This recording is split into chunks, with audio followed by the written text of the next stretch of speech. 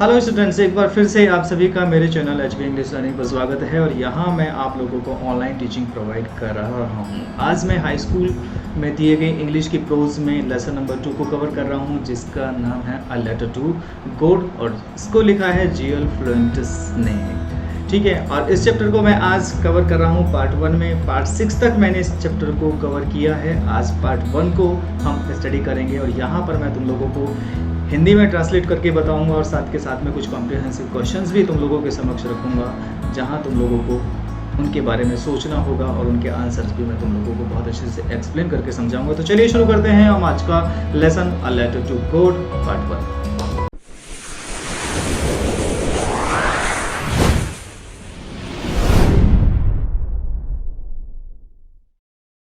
सबसे पहले हम बात करते हैं इस लेसन के राइटर की, जिनका नाम है ग्रेगोरियो लोपेज वाई फ्लुएंटस। इनका जन्म 1895 में वेराक्रूज में हुआ था। He started writing at age of 15 साल की उम्र में ही इन्होंने लिखना शुरू कर दिया था। When the Mexican revolution begin, जब मैक्सिकन रिवॉल्यूशन शुरू हुई थी, मतलब मैक्सिकन क्रांति शुरू हुई थी। Many of his books are related to the civil conflicts, और उनकी ज़्यादातर कहानियाँ सिविल कॉन्फ्लिक्ट्स पर आधारित हैं। Later on he became a teacher of literature, बाद में वो लिटरेचर के एक टीचर बन गए at a school in Mexico city, Mexico city के एक स्कूल में। His stories were seen as exciting, humorous and symbolic of Mexico, उनकी कहानियों में उत्साह, हास्य व्यंग और मैक्सिको का एक प्रतीक के रूप में वो कहानियाँ मानी जाती हैं। Many of his books concerned the operation of native Americans, और उनकी बहुत सारी कहानियाँ जो नेटिव अमेरिकन्स थे, वहाँ के निवासी, अमेरिका के जो निवासी थे, उनके ऊपर जो किए गए अत्याचार हैं उन पर आधारित हैं। He was awarded the national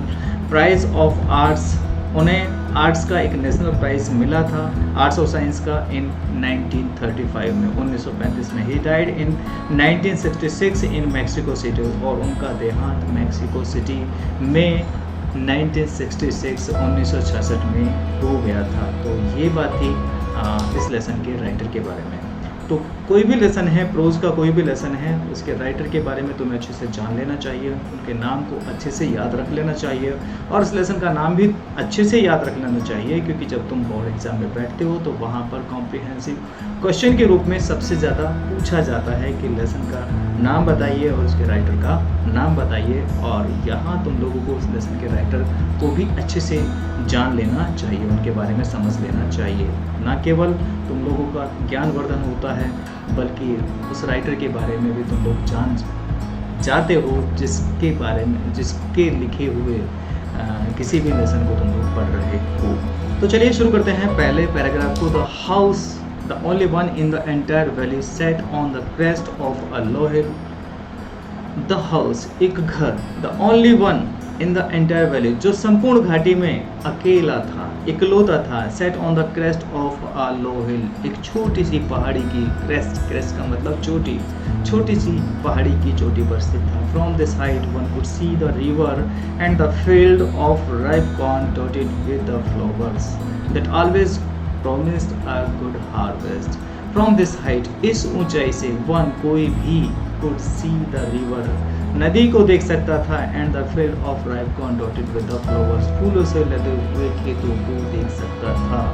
that always promised a good harvest, जो अच्छी फसल का वायदा हमेशा करते हैं। हार्वेस्ट का मतलब फसल। तो एक घर जो संपूर्ण घाटी में अकेला था और वो छोटी सी पहाड़ी की चोटी पर स्थित था, और उस ऊंचाई से कोई भी नदी को देख सकता था, वो फूलों से लदे हुए उन खेतों को देख सकता था जिनमें फसल पकने वाली है, और जो फूल हमेशा एक अच्छी फसल की तरफ इशारा करते हैं। The only thing the earth needed was a downpour at least shower. The only thing, केवल एक ही चीज़ की ज़रूरत थी। द अर्थ, अर्थ का मतलब है यहाँ पर खेत, उसके खेतों को नीडेड वाज अ डाउनपोर, की ज़रूरत थी एक बारिश की, और एटलीस्ट अ शावर, एटलीस्ट का मतलब कम से कम, शावर, शावर का मतलब बौछार, तो कम से कम बौछार की, या फिर बारिश की, या फिर कम से कम एक बौछार की उसके खेतों को ज़रूरत थी, क्योंकि उसके खेत बिल्कुल सूख रहे थे और पानी का कोई दूसरा जरिया था नहीं। पहाड़ों पर केवल नेचुरल सोर्स ही होता है पानी का, होता है बारिश। Through out the morning Lencho who knew his fields intimately had done nothing else but see the sky toward the north east. Through out the morning, उस सुबह, पूरी सुबह को, who knew his fields intimately, जो अपने खेतों को बहुत ही घनिष्ठता से जानता था, मतलब Lencho, had done nothing else, वह कुछ नहीं कर पाया, but see the sky toward the north east, बस उत्तर पूर्व दिशा में आसमान को ही देखता रहा, इस आस में कि कहीं से बादल आ जाएं और बारिश हो जाए। तो देखो मैं थोड़ा सा बता देता हूँ, यहाँ पर लेंचो, हु, लेंचो जो, तो यहाँ पर जो हु यूज़ हुआ है वो लेंचो को रिलेट कर रहा है, और हु से पहले एक नाउन यूज़ हो रहा है, तो उस नाउन के बाद में जो प्रोनाउन यूज़ होता है उसको हम कहते हैं रिलेटिव प्रोनाउन। ठीक है, वो नाउन, ये जो प्रोनाउन है अपने से पूर्व आने वाले नाउन या प्रोनाउन को रिलेट करता है, से रिलेशन बताता है, संबंध बताता है, तो उसको हम कहते हैं रिलेटिव प्रोनाउन। तो यहाँ पर हु रिलेटिव प्रोनाउन है। तो चलिए next, now we are really going to get some water woman. Now, अब, we are really going to get, हम पाने जा रहे हैं, या अब हमें मिलने जा रहा है सम वाटर, कुछ पानी। इसका मतलब क्या हुआ, किसकी बात कर रहा है वो, खेतों की बात कर रहा है। उसे खुद के लिए थोड़ा ना चाहिए पानी, खेतों के लिए चाहिए, अपनी फसल के लिए चाहिए। तो वह अपनी पत्नी से कह रहा है कि अब हमें कुछ, या अब हमारे खेतों को कुछ पानी मिलने वाला है। वुमन अपने पत्नी से बोल रहा है। The woman who was preparing supper replied yes God willing. The woman, woman इसका सही उच्चारण है वुमन, वोमैन नहीं बल्कि वुमन। हु, अब यहाँ भी देखिए, यहाँ पर यूज हुआ है वुमन, एक नाउन यूज हुआ है और उसके बाद में यूज हुआ है हु का मतलब जो, और किसके बारे में बता रहा है, ये वुमन के बारे में, औरत के बारे में, तो औरत को रिलेट कर रहा है, तो ये रिलेटिव प्रोनाउन हुआ। Who was preparing, जो तैयार कर रही थी सपर, सपर का मतलब होता है डिनर, डिनर का मतलब रात का भोजन, सुबह का भोजन ब्रेकफास्ट, दोपहर का लंच और शाम का डिनर, और सपर भी डिनर को ही बोलते हैं। रिप्लाइड यस, हाँ, गॉड विलिंग, ऐसा लगता है कि ईश्वर की ऐसी ही इच्छा है। गॉड विलिंग से ही पूरे सेंटेंस का अर्थ स्पष्ट हो गया, गॉड विलिंग कह दिया उसने, तो इसका मतलब यह हो गया कि ऐसा लगता है कि ईश्वर की अब ऐसी ही इच्छा है। तो वह औरत जो रात का भोजन तैयार कर रही थी, उसने रिप्लाई किया, उत्तर दिया कि यस, ऐसा लगता है ईश्वर की ऐसी इच्छा है। The older boys were working in the field while the smaller ones were playing near the house until the woman called to them all. The older boys, बड़े बच्चे, मतलब उम्र में बड़े बच्चे। देखो ओल्डर और एल्डर में फ़र्क होता है।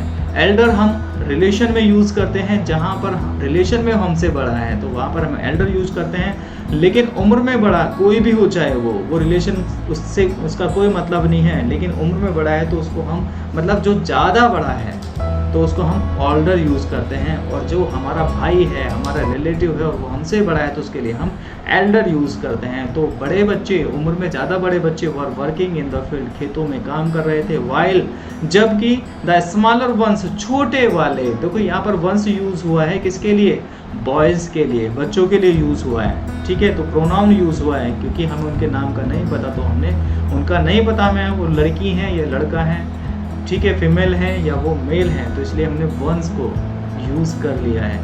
वाइल द स्मॉलर वंस, जबकि छोटे वाले were playing near the house, घर के पास ही खेल रहे थे।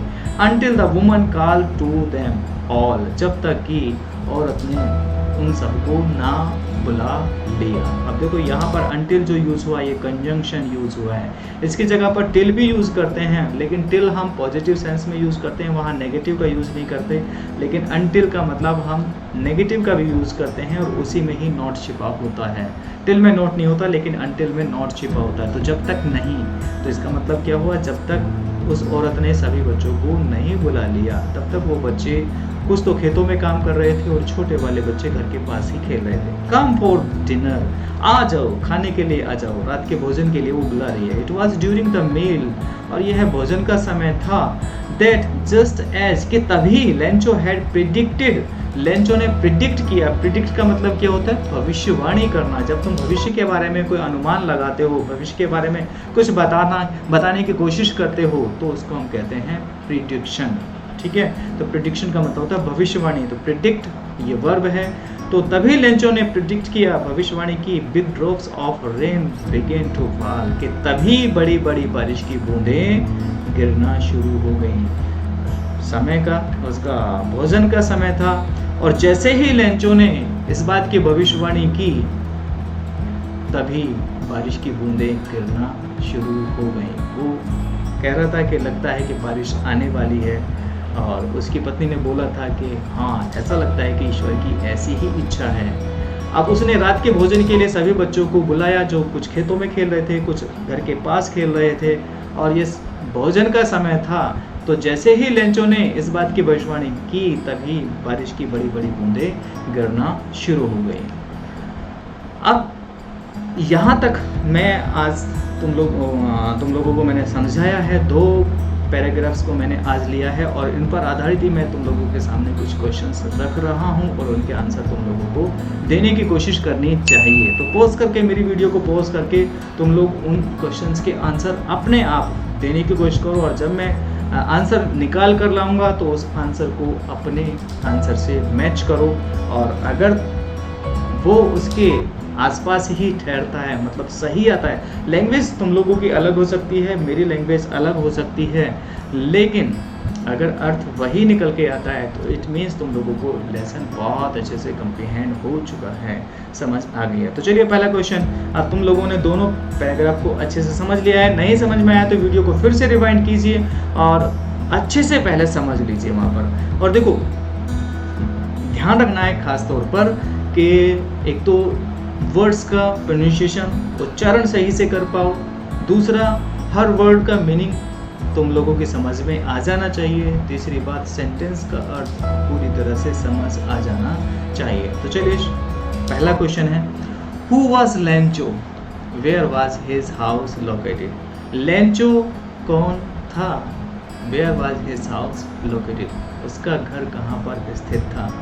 तो ठीक है, आप मेरी वीडियो को कुछ सेकंड के लिए पॉज करो, और उसके बाद में अपने मन, जब तुम लोगों का अपना आंसर आए, निकल आए, तुम लोग सोच लो, तो फिर मेरे आंसर से उसको मैच करो। ठीक है, तो हु वाज लेंचो तुम लोगों ने सोच लिया होगा। आंसर मैं देता हूँ इसका। तो लेंचो वाज ए फार्मर, स्पष्ट है कि लेंचो एक किसान था, और उसका घर कहाँ था? His house was located on the crest of a low hill, उसका घर एक छोटी सी पहाड़ी की चोटी पर स्थित था। पहले ही 2 लाइन में ये तुम्हारा क्वेश्चन स्पष्ट हो गया है, जो पैराग्राफ तुम लोगों ने पढ़ा है। तो मुश्किल कुछ भी नहीं होता है। नेक्स्ट क्वेश्चन पे चलते हैं। What did Lencho think earth needed. Lencho क्या सोचता था? मतलब उसके खेतों को किस बात की जरूरत थी? सोच लिया होगा तुम लोगों ने, किसकी जरूरत थी? या तो बारिश हो जाए, या फिर कम से कम एक हल्की सी बौछारी हो जाए। तो चलिए, लेंचो थॉट, लेंचो ने सोचा। क्वेश्चन को अच्छे से समझने की कोशिश किया करो। तो लेंचो ने सोचा दैट अर्थ नीडेड, के खेत को जरूरत है, मतलब जमीन को जरूरत है, अ डाउनपोर, एक बारिश की, और एटलीस्ट अ शावर, या फिर एक हल्की सी बौछार की जरूरत है। Who was the woman preparing the supper, वह औरत कौन थी जो रात का भोजन, शाम का भोजन, रात का मतलब शाम का भोजन तैयार कर रही थी? तो तुम लोगों को पता है कि वो लेंचो की वाइफ थी। ठीक है, तो Lencho's wife was preparing the supper. Who वाले क्वेश्चन में तो केवल तुम्हें हु का ही आंसर देना होता है, बाकी सब वही निकल कर आता है। तो Lencho's wife was preparing the supper, Lencho की पत्नी खाना तैयार कर रही थी। What did Lencho predict, did it come true, Lencho ने किस बात की भविष्यवाणी की? डिड इट कम ट्रू, क्या वह भविष्यवाणी सत्य निकली? चलिए, तुम लोगों ने सोचा होगा। तो व्हाट डिड लेंचो प्रेडिक्ट, किस बात की भविष्यवाणी हुई?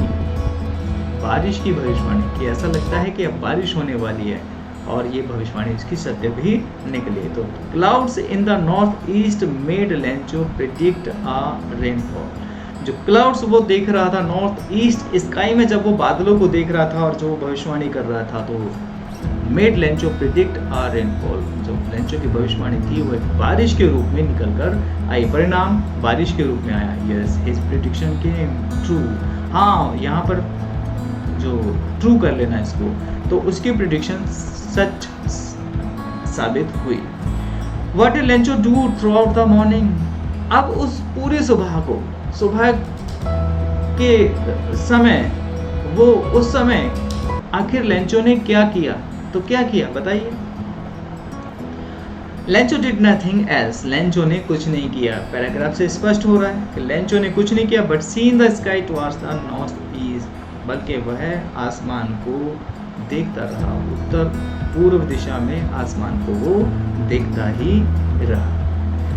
ठीक है गाइस, चलिए आज के लिए बस इतना ही तुम लोगों को समझना है, और नेक्स्ट वीडियो में पार्ट 2 की लेके आऊँगा, लेटर टू गॉड पर। तब तक के लिए वेट कीजिए, और इन 2 पैराग्राफ्स को अच्छे से कॉम्प्रिहेंसिव क्वेश्चंस के साथ में प्रोनाउंसिएशन को समझिए, वर्ड मीनिंग को समझिए, किस तरह से तुम लोगों को सेंटेंस को समझना है, उस बात को भी समझिए कि वो अच्छे से समझ आ जाना चाहिए।